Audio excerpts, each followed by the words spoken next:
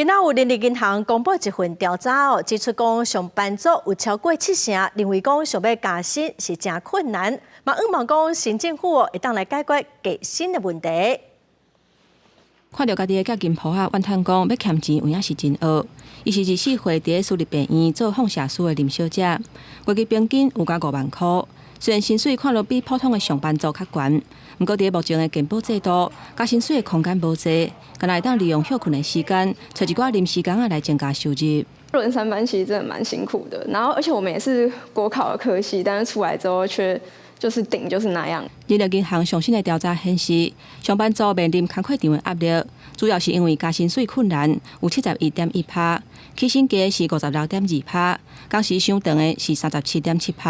还佫有升迁班甲工作机会少。希望新政府会当解决长期薪水无起、厝价贵、物价贵，还佫有电钱等等5大问题。尽管基本工资已经连续8年调涨，而且政府也已经通过了最低工资法，将来每一年都要调涨，根据物价的部分来调涨薪资。但是通膨 CPI 的数字持续的居高不下，也因此把上班族的实质薪资给吃掉了。求职网站的调查嘛发现讲，即马智慧型的手机啊普及化，加上通讯软体真利便，有70%的劳工差不多拢是24点钟开机待命。有15.5%每礼拜加班5天以上，而且有超过82%的劳工，伫过去一年捌有加班却无加班费的情形。那以官方经常性薪水46017块来算，做白工的人等于是减领11.6%的月给。智慧型手机，结合了这个通讯软体，导致这个上司在